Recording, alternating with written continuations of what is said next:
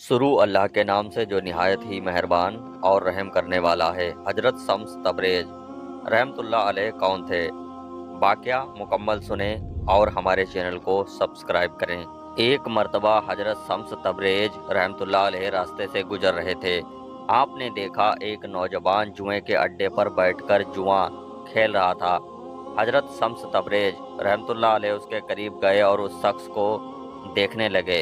उस नौजवान ने कहा, अय बाबा, क्या देखते हो, जुआ खेलोगे क्या? हजरत शम्स तबरेज ने कहा, खेलूं तो, लेकिन मगर मैं जीत गया तो क्या तुम मेरी बात मानोगे?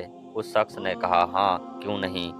तो शम्स तबरेज रहमतुल्लाह अलैह उसके साथ बैठ गए और जुआ खेलने लगे।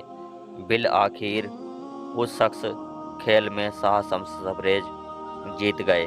फिर आपने फरमाया, अय नौजवान, मैंने कहा कि अगर मैं जीत गया तो तुम मेरी बात मानोगे।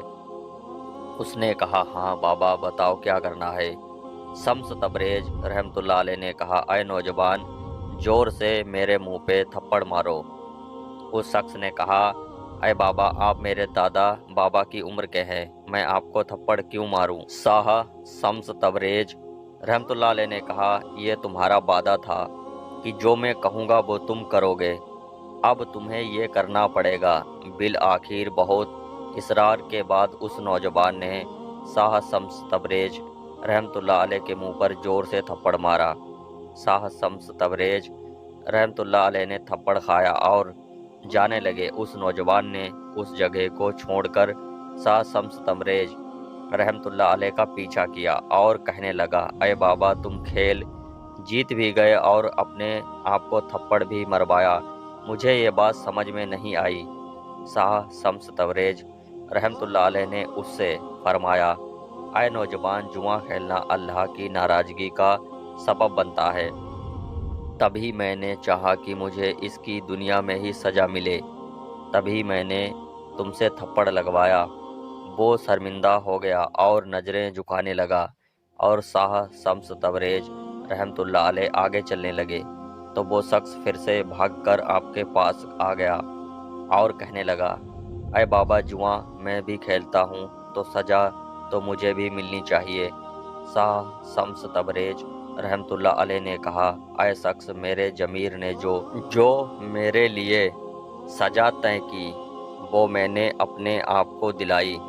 अब तुम अपने जमीर से पूछो कि वो तुम्हारे लिए क्या सज़ा चाहता है। तो वो शख्स सोचने लगा। तभी शाह शम्स तबरेज रहमतुल्लाह अलैह ने कहा, ऐ शख्स, अल्लाह बहुत मुआफ़ करने वाला है। अगर तुम अपने इस अमल पर परेशान हो जाओ और अपने आप से वादा कर लो कि तुम आज के बाद ये अमल नहीं करोगे और अपने आप को तलाश करने की कोशिश करो और इल्म हासिल करने में मगन हो जाओ, फिर वो शख्स सारे बुरे काम छोड़कर इल्म हासिल करने में लग गया और अल्लाह की रहमत से एक नेक इंसान बन गया।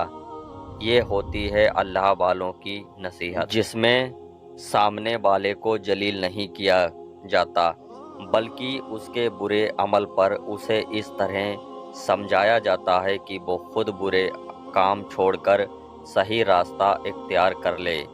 ऐसे ही सच्चे किस्से सुनने के लिए हमारे चैनल को सब्सक्राइब करें।